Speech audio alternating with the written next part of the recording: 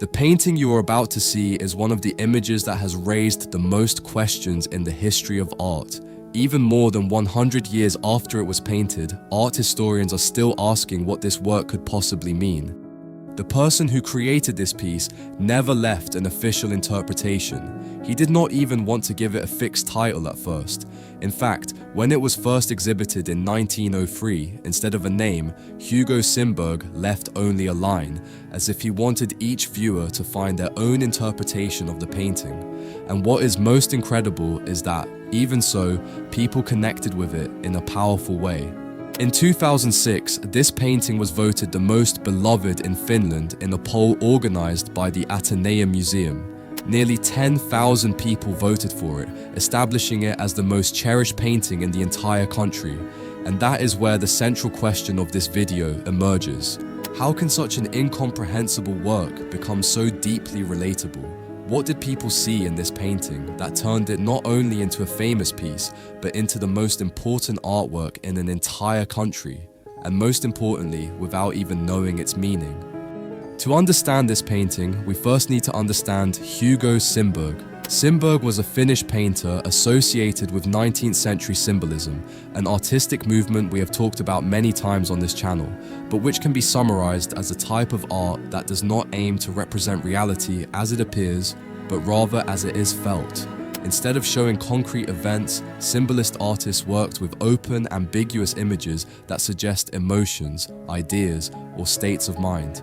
In this artist's works, we see figures we recognize as children, angels, or even death, but always placed in situations that break away from what we would expect. A clear example is his painting The Garden of Death from 1896, where skeletons are shown watering plants in a garden and embracing flowers, as if they were caring for the fragility of life as something ordinary. A painting that, in my opinion, is deeply unsettling. However, to truly understand this work, there is one key point we must consider, something that completely changes the way we look at this image. In 1902, Hugo Simberg was seriously ill. Sources do not agree on an exact diagnosis, but it is known that he suffered from what was described at the time as a nervous illness. This could refer to a physical and mental collapse caused by extreme exhaustion, anxiety, or depression, something we might today understand as a serious psychological or neurological condition. But what matters is not so much the medical label, but the fact that he was hospitalized in Helsinki for several months, and that his condition was severe enough to completely interrupt his life and his work. The Wounded Angel was created and presented in 1903, just after he emerged from that period. So if we take into account that Hugo Simberg was, at this moment, struggling with illness in a hospital, it is no longer unreasonable to stop seeing this as merely a symbolic image and begin to consider that it may be a painting with a deeply personal meaning. If we analyze the painting, the first thing we see is two boys carrying a wounded angel on what looks like a makeshift stretcher. The angel holds the emotional center of the image, but Simberg presents it in a way that completely opposes tradition. Angels are usually depicted as triumphant and majestic figures. Here, however, the angel appears as a young girl, wounded, with her head lowered, her eyes bandaged, and her wings damaged. The bandage is one of the most important details in the entire work because it transforms a figure we usually associate with guidance, vision, or revelation into a disoriented being, unable to see for itself. And the wings, which should represent elevation or spiritual power, appear useless and injured, as if the angel had been torn from the celestial realm and forced to exist in a fragile human condition. In her hands, she carries small white flowers, most likely snowdrops. This fits perfectly with the logic of the painting, since these flowers are often associated with hope and rebirth, as they appear while winter has not yet fully ended, but they are also linked to consolation and mourning.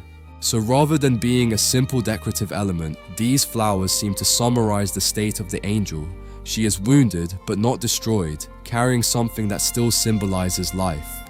When we turn to the boys, the painting becomes even more unsettling. They do not appear to be religious figures or obvious allegories. They look like real children, yet their clothing feels unusual. The boy in front is dressed entirely in black, with a dark coat and cap, which makes him seem as if he is in mourning or even prepared for a funeral.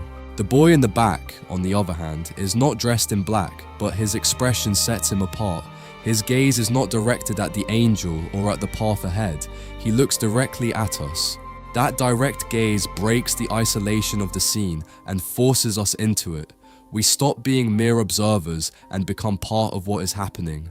The scene no longer belongs only to the world of the painting. It begins to feel like something that addresses us. It is as if Simberg, through that boy, does not allow us to remain comfortably outside the mystery. Finally, the background is also something we must take into account because it is not an invented landscape, but a real place. It is Eläintarha, the large park area surrounding Töölönlahti Bay in Helsinki.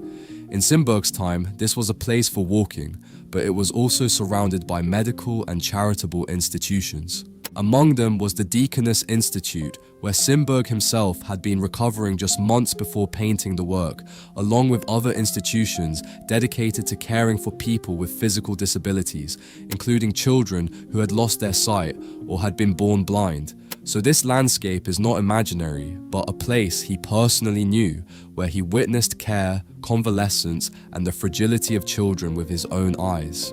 This does not mean the painting should be read in a literal way, as if the children were actually carrying the angel to a medical institution. That interpretation may be too narrow, because if this were a strictly realistic scene, it would make more sense for the angel to be assisted by adults, not by two children. However, understanding the history behind the setting does help us build a deeper interpretation.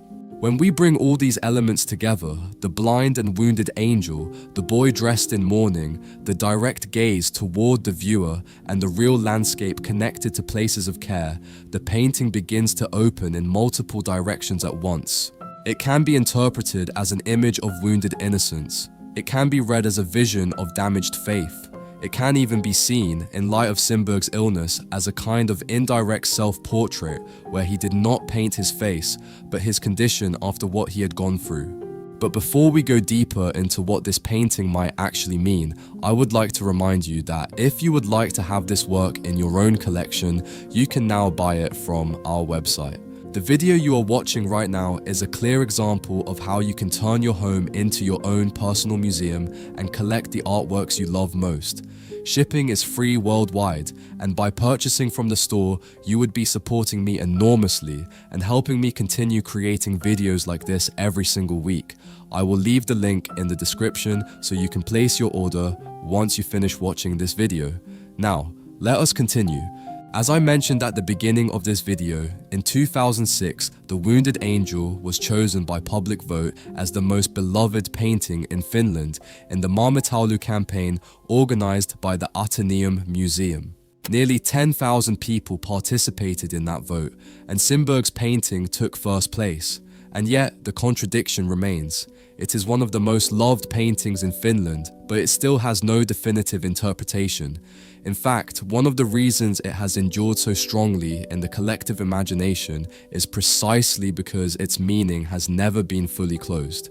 The Atheneum itself has emphasized this idea, pointing out that when Simberg first exhibited the work, instead of giving it a fixed title, he simply left a line, as if to suggest that there was no single correct reading. The museum puts it very clearly, saying that there are as many interpretations as there are viewers. That means ambiguity is not a problem to be solved, but an essential part of how the painting works. For that reason, when critics and historians speak about this work, they rarely treat it as a puzzle with a single answer. Instead, they describe it as a symbolic image, open and capable of absorbing different interpretations without being exhausted by any of them. You might see in it an allegory of wounded innocence. Others might read it as an image of damaged faith, of convalescence, or of human suffering carried in silence. But what matters is that none of these interpretations can fully contain the work, and perhaps that is exactly why it continues to be debated more than 100 years after it was painted. The painting remains alive because it never fully explains itself. And now, after sharing all of this, it feels impossible not to ask you what interpretation you give to this image. I would truly love to read in the comments what you think is really happening in this scene, and to compare all those perspectives. I think it would be fascinating to read, especially because many of you will probably have very different opinions. Thank you so much for watching the video until the end, and I will see you in the next one.